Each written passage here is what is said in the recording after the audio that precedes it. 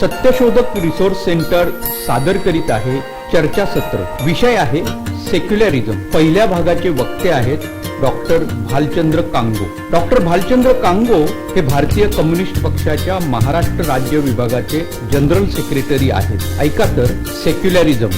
कार्यक्रमाचा भाग असा आहे की आज 14 नोव्हेंबर आहे. या देशाचे पहिले पंतप्रधान आणि स्वातंत्र्य सेनानी पंडित जवाहरलाल नेहरू यांचं या संदर्भातलं योगदान हे वादातीत आहे. नुसतंच वादातीत नाही तर किमान त्या योगदानामुळेच आज ते ज्यांना धर्मनिरपेक्षता या देशात मान्य नाही, ज्यांना हिंदू धर्म हाच इथल्या देशाचा पाया असावा असा वाटतो, अशा संघ आणि इतर त्यांच्या सहकारी संघटनांना जर देशामध्ये सर्वात मोठा शत्रू वाटत असेल तो पंतप्रधान जवाहरलाल नेहरू आणि त्यांचे विचार. आणि त्यामुळे पंडित जवाहरलाल नेहरू यांचं कार्य हे या निमित्ताने आपण सगळ्यांनी पुन्हा एकदा आठवण्याची गरज. मी असा विचार करत होतो की मी तर लहान मुलगा होतो, पंडित जवाहरलाल नेहरू जोपर्यंत जिवंत होते तोपर्यंत मतदानाचा अधिकार काय मला मिळालेला नव्हता. परंतु पंडित जवाहरलाल नेहरू कुठल्याही एका मंदिरात जाऊन मतांसाठी प्रार्थना करतायत किंवा धर्मगुरूंना नमस्कार करून काहीतरी लांगुल चालन करतायत त्यांचं, किंवा कुठल्या तरी मौलानाला मस्जिदीकडे जाऊन भेटतायत, असं चित्र तुम्हाला कधी दिसतं. आणि त्यामुळे राजकारण आणि धर्म ह्यांचं सेपरेट असणं हा जो सेक्युलरिझमचा मूळ पाया आहे. सत्ता आणि धर्म यांचं सेपरेशन हा एक महत्वाचा भाग आहे. तो नेहरूंच्या काळामध्ये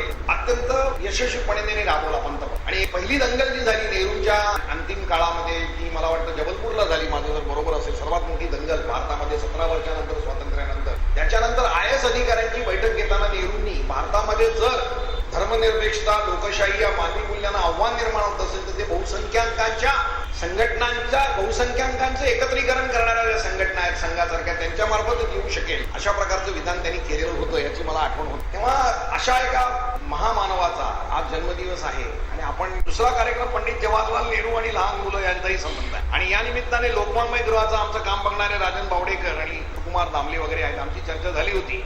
आणि आम्ही असं म्हटलं होतं की मुलांमध्ये जर तुम्हाला नवीन मूल्य राबवायची असतील, मानवी मूल्य राबवायची असतील, विज्ञान दृष्टिकोन राबवायचा असेल तर मुलं काय वाचतात याच्याकडे पण लक्ष देणं गरजेचं आहे. एकेकाळी सोव्हिएट पुस्तकं स्वस्तात मिळायची आणि त्याच्यामध्ये मग ह्या विज्ञाननिष्ठ दृष्टिकोन आणि मानवी मूल्यांना असलेली वाहिलेली म्हणजे ज्याच्यामध्ये देव धर्म परंपरा नसतील परंतु बाकीच्या गोष्टी असलेली पुस्तकं स्वस्तात मिळायची. आणि मला माहिती आहे की अनेक प्रकारचे लोक हे प्रोग्रेसिव्ह नसले तरी ती मुलं चांगली पुस्तकं स्वस्तात मिळतात म्हणून लोकवाङ्मयाच्या दुकानामध्ये जिथे पुस्तकं विकली जायची तिथे यायची. परिस्थिती बदलली, सोव्हिएट युनियन राहिलं नाही, पुस्तकही बंद पडली आणि मग एक कोणाचं लक्ष नव्हतं. पण आम्हाला काही मुंबईमधलेच काही सुशिक्षित तरुण आले आणि ते म्हणाले आम्हालाही पुस्तकं पुनरुज्जीवित करायची, तुम्ही मदत कराल का? आणि मग त्यांच्याशी चर्चा होऊन आम्ही म्हटलं आपणच का सुरू करू नये. आणि म्हणून एक चांगल्या प्रकारची 5 पहिली पुस्तकं पुनर्लेखन करून घेतलेले आहे. कारण ती मराठी भयानक होतं, हवालदार वगैरेचं जे भाषांतर करायचे ते ग्रेटच होतं मराठी रशियन, त्याला काय आपण करू शकत नव्हतो.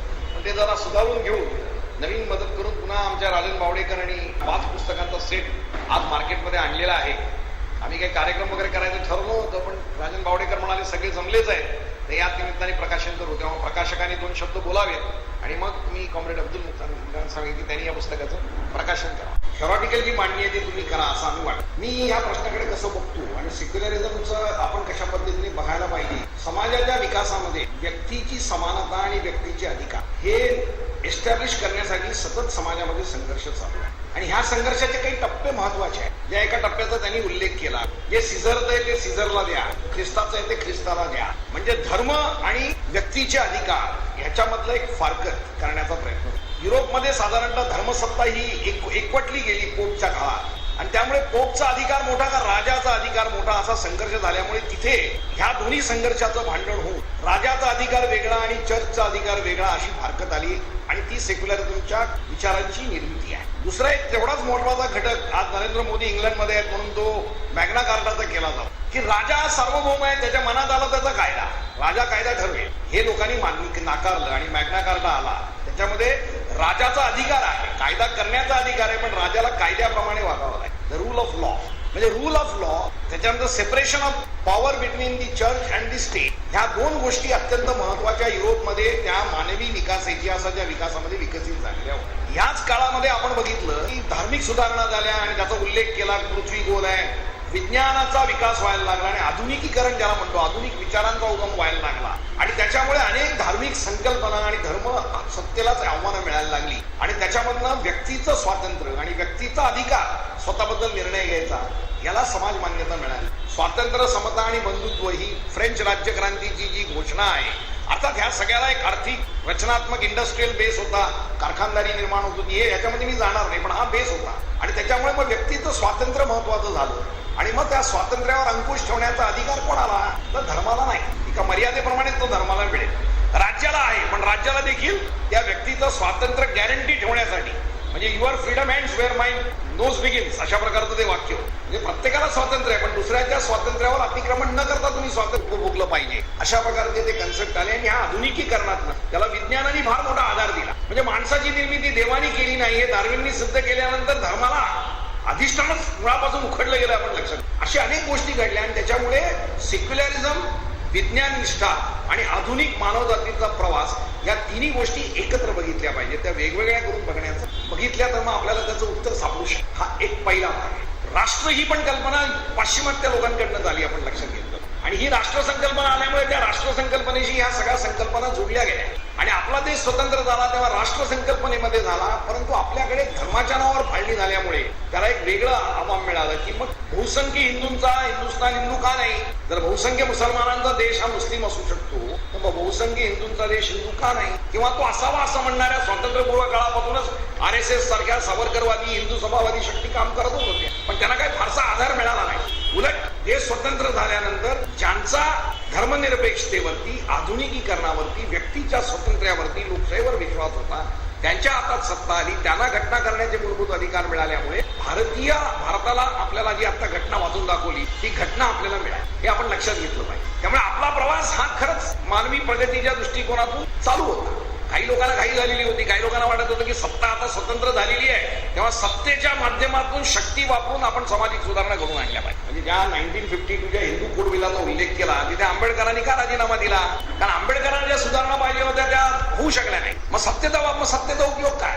तेव्हा नेहरूंचं म्हणणं होतं की नाही, ही सत्ता जर टिकवायची असेल तुम्हाला, ती टिकवलीच पाहिजे तुमच्या हातात, तर तुम्हाला मध्यम मार्गच घेतला पाहिजे. Slow but steady but go in the right direction, ही त्यांची भूमिका. आणि म्हणून आपल्याला माहिती की तो एक वाद नेहरू आणि आंबेडकरांचा बद्दल होत राहील. पण मुद्दा असा आहे की त्याच्यामुळे नेहरूंनी 1952 साली जेवढ्या सुधारणा पत्रात पडल्या तेवढ्या पाडल्या, हे त्यांनी आंबेडकरांना सांगितलंही होतं की let us wait, will do it.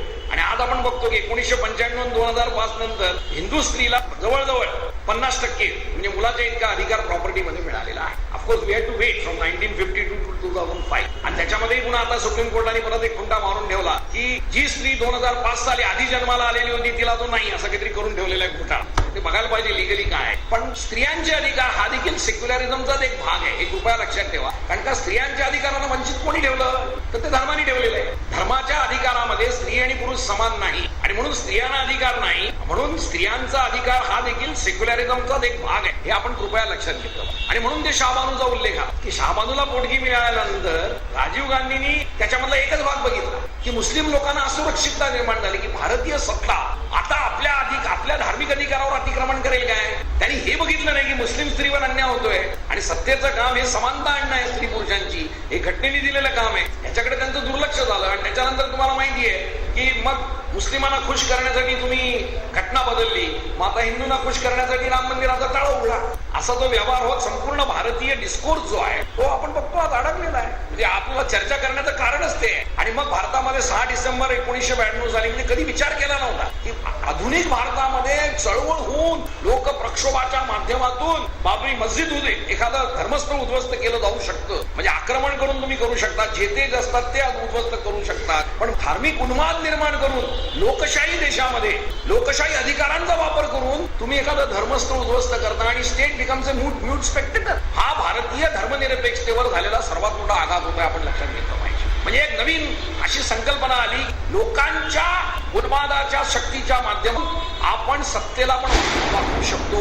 This was the biggest hit on the concept of Indian secularism, on the march of Indian secularism. ही भारतीय धर्मनिरपेक्षतेचा जो मार्च चालू होता त्याला फार मोठा एफरंट होता, धक्का आहे आपण लक्षात. आणि that is a defining movement. म्हणजे भारत आता सेक्युलर राहील का?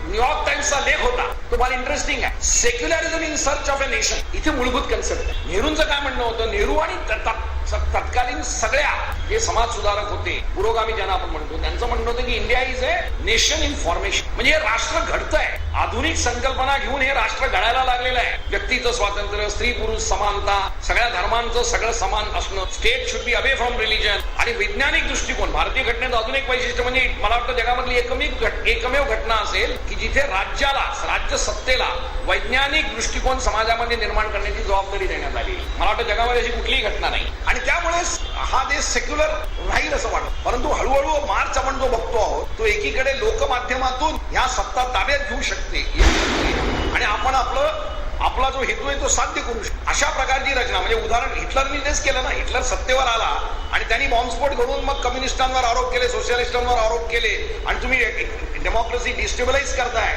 असं म्हणून तुम्हाला जेलमध्ये टाकून सगळं संपून हुकुमशाही आणली. तर तशा प्रकारचा लोकशाहीमध्ये व्यवहार करता येतो असं जे देश स्वतंत्र होण्यापूर्वी हिटलरला आणि मुसोलिनीला आदर्श म्हणत होते त्या लोकांना तर ते म्हणजे संघाला आणि हिंदू महासभेला सावरकर वाद्यांना इतर काही ती परवडीच मिळाली. आता ते नेताजींबद्दल मी बोलणार नाही कारण लेट इट कम डाऊन येईल. नेताजींचं पण म्हणणं असं होतं की democracy is a luxury in India. इंडियाला 20 वर्ष तरी लोकशाही मिळता कामा नये असं त्यांचं मत होतं. Let us be very clear. मला पूर्ण आदर आहे नेताजींबद्दल पण आपण अनेक गोष्टी इतिहासामध्ये वाचल्या पाहिजेत, सांगितल्या पाहिजे. पण एनिवे लेट अस गो. मुद्दा असा आहे की त्यामुळे सेक्युलरिझमला एक फार मोठं आव्हान भारतीय परिस्थितीत निर्माण झालेलं आपल्याला दिसतंय.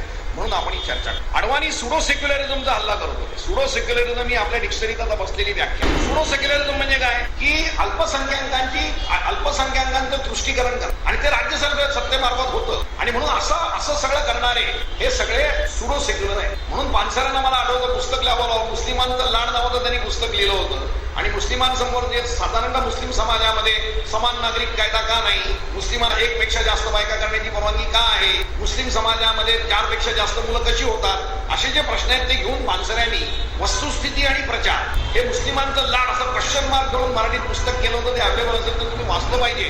म्हणजे तुम्हाला ज्यांना सेक्युलरिझम लोकशाही पद्धतीने नष्ट करायचा आहे त्यांचा जो प्रचार आहे सुडो सेक्युलरिझम, मुस्लिमांचे लाड, अल्पसंख्याकांचं तुष्टीकरण हे प्रश्न तुमच्या लक्षात येतील आणि त्याचा मुकाबला कसा करायचा याचाही विचार आपल्याला करता येईल. दिस इज वन. दुसरा मुद्दा मला तुमच्याशी चर्चा करायचा आहे बिकॉज इज व्हेरी रिलेव्हंट आणि त्याची चर्चा. ऑटोमन एम्पायर तुटलं, नष्ट झालं, हा पराभव झाला. पहिल्या वर्ल्ड वॉर नंतर ऑटोमन एम्पायरचा पराभव झाला. तुर्कस्तान हे ऑटोमन एम्पायरचं सर्वात मोठं स्टेट म्हणजे अगदी युरोप पासून ते खाली अगदी बगदाद आणि त्याच्या खाली आखाती देशापर्यंत हे ऑटोमन एम्पायर पसरलेलो.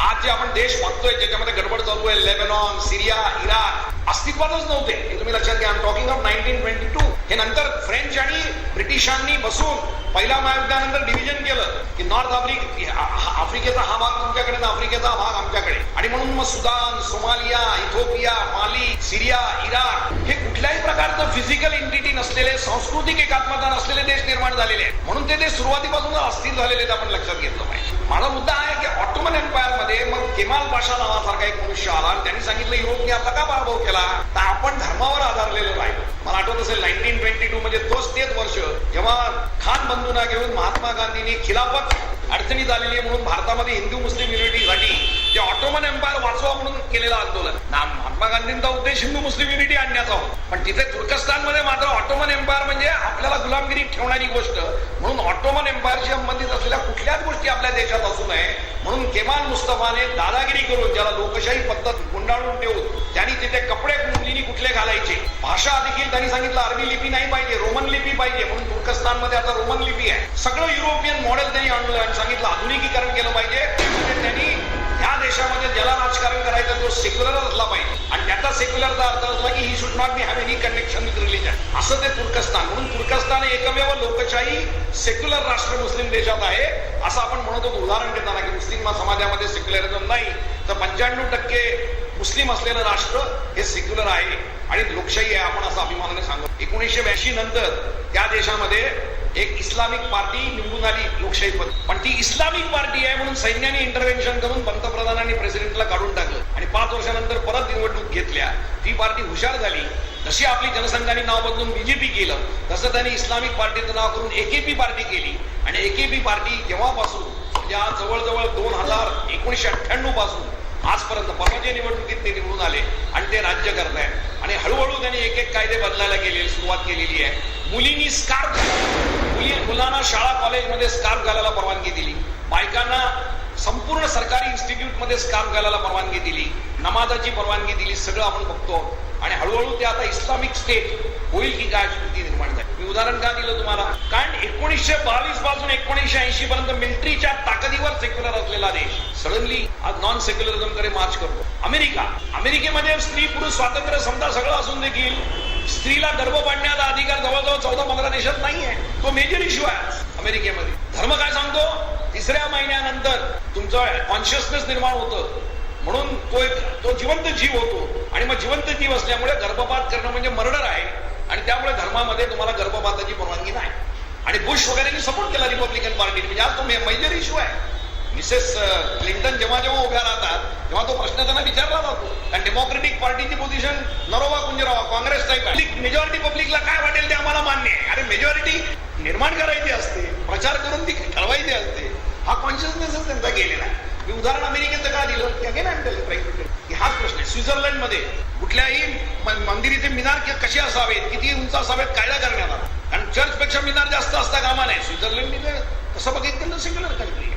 फ्रान्समध्ये वाद झालेला आहे की मुलींनी स्कार्फ घालावा. कारण France is a secular country. कुठलीही रिलिजियस सिम्बॉल रस्त्यावर तुम्ही वापरायचे नाही, इव्हन क्रॉस पण घालायचा नाही. इतका तो सेक्युलर एम्फसिस देणारा देश आहे. आणि तिथे आज काय चाललंय, आजच बॉम्बस्फोट झाले, वाईट झालं. पण त्या बॉम्बस्फोटानंतर काय झालेलं आहे, इस्लामिक ड्रेस घालून असणाऱ्या लोकांना सांगण्यात आलं की तुम्ही हे ड्रेस घालून रस्त्यावर हिंडायचं. म्हणजे secularism is there in the constitution, पण लोकांच्या मनात तो राहिलाय का, राहिलेला आहे. This is the big challenge. मला भारतीय संदर्भात असं वाटतंय की घटना न बदलता आपल्याला सेक्युलरिझम किंवा आधुनिक मूल्य प्रणालीवर हल्ला करता येतो. हा नवीन शोध 1992 नंतर लागलेला आहे.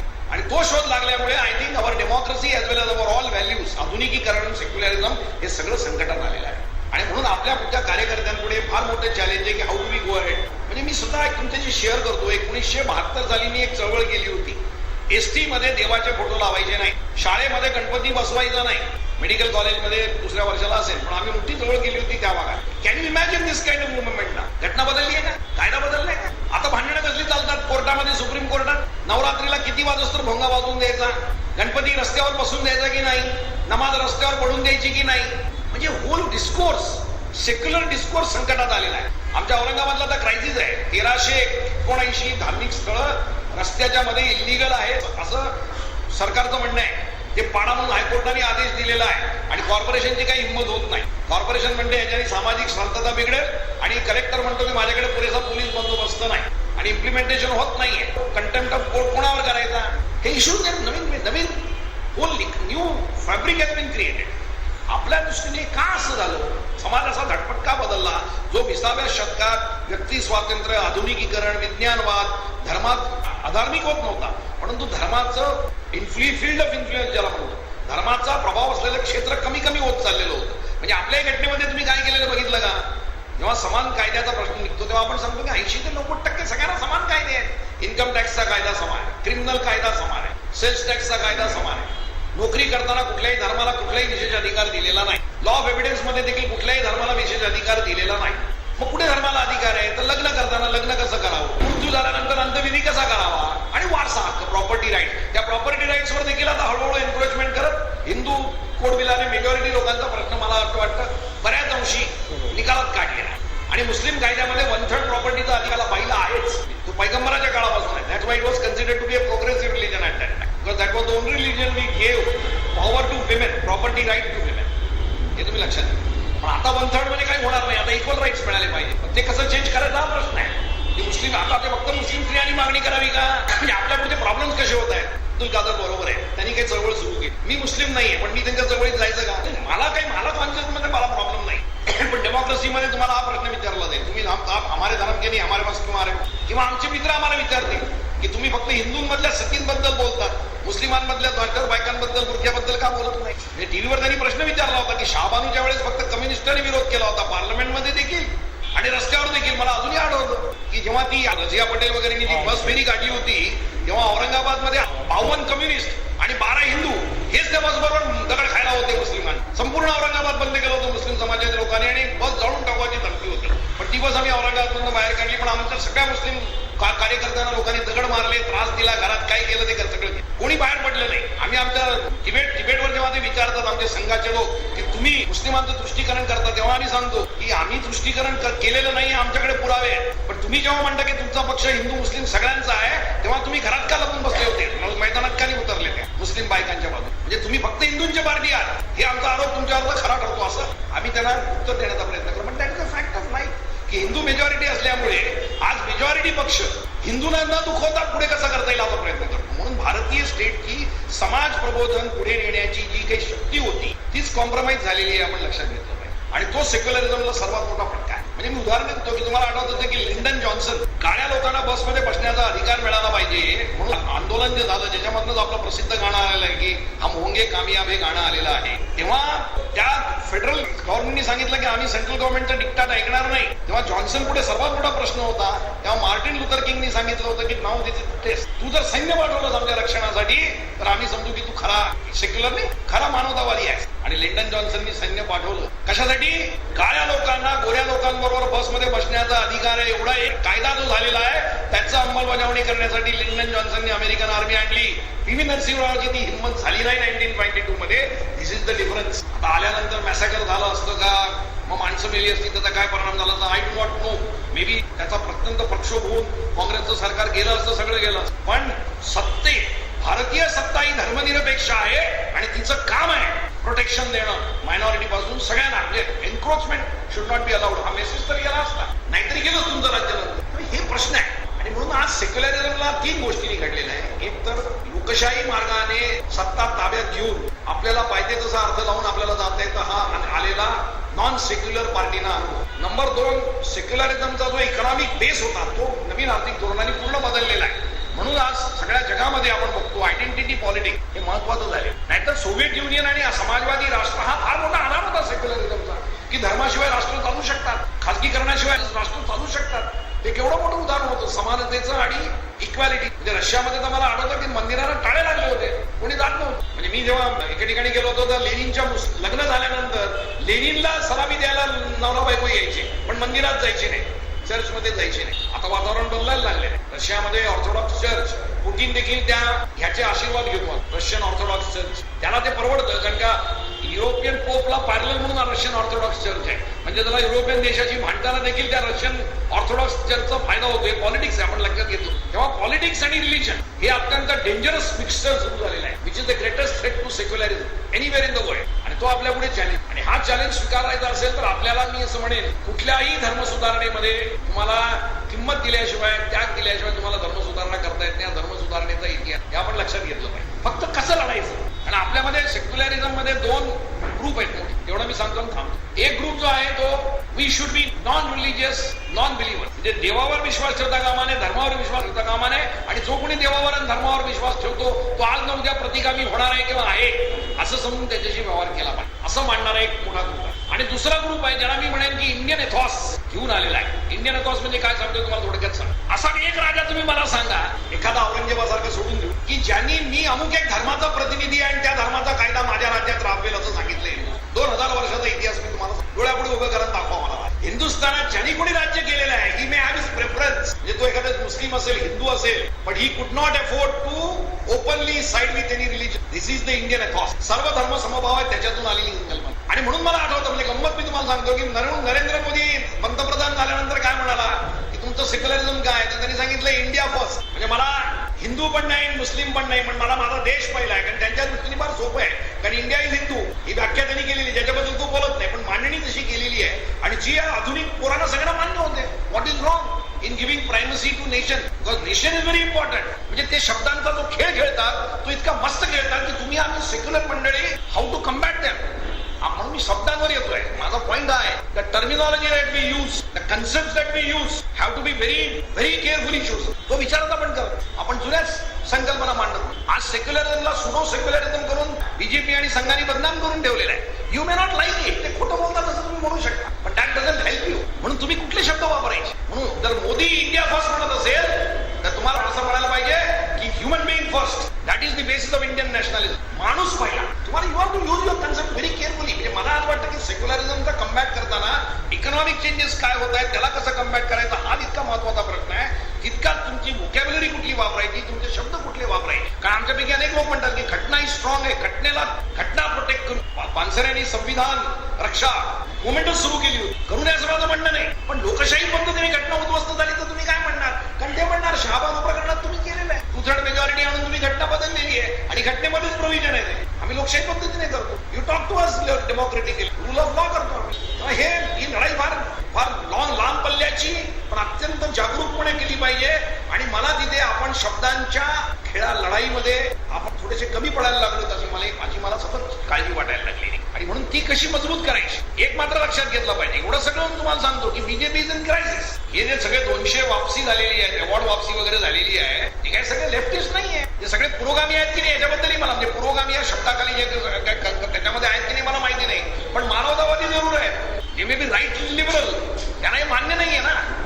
त्यांना डिफरन्शिएटिंग पीपल ऑन दी म्हणजे माणसाने काय खावं हे धर्माच्या आधारावर ठरवणं, सत्तेने ठरवणं चुकीचं आहे. म्हणजे इंडिव्हिज्युअल लिबर्टी हा काही फक्त लेफ्टिस्ट कन्सेप्ट नाहीये, हा राईट लिबरलचा पण कन्सेप्ट आहे. मग इंडिव्हिज्युअल लिबर्टी बद्दल आपण काय म्हणणार? कारण आपले काही कन्सेप्ट आहेत. लेफ्ट म्हटलं की लगेच इंडिव्हिज्युअल लिबर्टीला न मांडणारे, दुय्यम ठरवणारे अशी संकल्पना आहे. ही संकल्पना आपली भारतीय लेफ्टची नाहीये, हे ठासून सांगितलं पाहिजे. ते ठासून सांगितल्याशिवाय सोशलिस्ट आणि कम्युनिस्टांमधले मतभेद दूर होणार नाही. तोपर्यंत अर्थात आमच्या बीजेपीच्या लोकांनी सगळे सोशलिस्ट दत्तक घेतलेले असतील ती गोष्ट वेगळी, परंतु द पॉइंट रिमेन्स की त्याच्यामधले सोशलिस्ट विचाराची मंडळी खूप असू शकते. या लिबरल लोकांना आपल्याजवळ कसं टिकवायचं? शत्रू मित्र विवेक पानसरे जे सांगायचे, a man may not be your enemy, he may not become your friend but he may not necessarily be your enemy. हा म्हणून सेक्युलरिझमचा एकंदरीत प्रचार करताना हे सगळे त्याच्यामधले मतभिन्नता, वेगवेगळे विचार लक्षात घेऊन शत्रू कसे कमी होतील, आयसोलेट होतील आणि मित्र कसे वाढतील हा विचार करून आपण पुढे जाण्याची गरज. तर मला असं वाटतं की we will be able to combat the challenge. मला खात्री आहे की आपल्याला ते करावंच लागणार आहे. No other alternative. ज्याला कोणाला आधुनिक भारतीय मानवतावादी, पुरोगामी, समतावादी समाज निर्माण करायचा आहे त्याला भारत हा नॉन सेक्युलर होणं परवडणार नाही. मेजॉरिटी भारतीयांनाही परवडणार नाही हे तुम्हाला मी सांगतो. आणि म्हणून असं समजायचं की कारण नाही की यांच्या मागे सगळे गेले धर्माचं रजिस्ट्रार निर्माण करणार. मेजॉरिटी काँग्रेसच्या नालायक भ्रष्ट कारभारामुळे, डिव्हिजन ऑफ वोटमुळे वगैरे गेलेले हे पण आपण लक्षात घेतलं. म्हणून आपण निराश होण्याचं काहीच कारण नाही, पण फक्त आक्रमक पद्धतीने, पटणाऱ्या पद्धतीने आणि शब्द वापरताना आपण जे शब्द वापरतो त्याचा एक्झॅक्टली आपल्याला जो अर्थ अभिप्रेत आहे तो समोरच्याला अभिप्रेत आहे का याचं भान ठेवून ते वापरा. म्हणजे साध्या साध्या गोष्टीत वाद होतो. तर परवा आम्ही एक मोर्चा काढला, त्याच्यामध्ये पत्रक काढलं म्हणजे सपोर्टिंग दी मुवमेंट, अवॉर्ड वापसी पत्रक काढलं. तेव्हा पत्रक लिहिताना कट्टर हिंदुत्ववादाचा आम्ही विरोध करतो असं म्हटल्यानंतर काही लोक म्हणाले नाही हिंदुत्ववाद शब्द वापरू नका, ब्राह्मणी शब्द, कट्टर ब्राह्मण्य मूल्यांचा आम्ही करतो.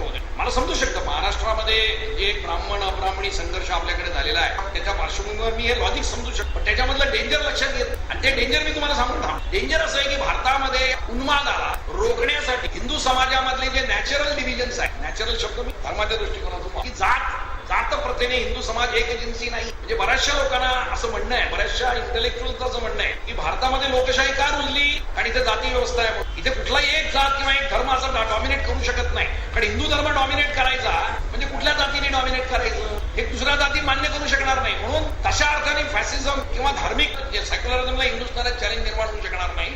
अशा जुन्या संकल्पना त्या मला वाटतं बाबरी मस्जिद नंतर घडलेल्या घटनांनी आणि इलेक्शन्सनी मला वाटतं बऱ्याच प्रमाणात त्या जमिनीवर उतरल्या असतात. पण ती लढाई अजून चालूच आहे. आज देखील काही लोकांना असं वाटतं की आपण ओबीसी आणि इतर जातींवर भर दिला आणि फक्त अँटी ब्राह्मणत्व ठेवलं तर आपण या हिंदुत्ववादी फोर्सेसना लिमिट करू. पण हे अर्ध सत्य. बदलत्या आर्थिक व्यवस्थेने अनेक जातींमध्ये जे काही बदल झाले, जातींमधले जे मध्यम वर्ग आणले, ज्यांचे हितसंबंध बांधले गेलेले आहेत त्यांना सेक्युलरिझमशी काही घेणं नाही, त्यांना सत्तेशी आणि त्या मिळणाऱ्या फायद्यांशी देणं घेणं आहे. ते अलगदपणे जाऊन म्हणतात. म्हणून नरेंद्र मोदी म्हणू शकतो की मला RSSनी पंतप्रधान केलं, मी कुठे ब्राह्मण आहे हे तो म्हणू शकतो. दिस इज द डेंजर की फक्त ब्राह्मणत्व एवढंच त्यांचं वैशिष्ट्य ठरवून. कारण RSS हॅज मूव्ड फॉरवर्ड.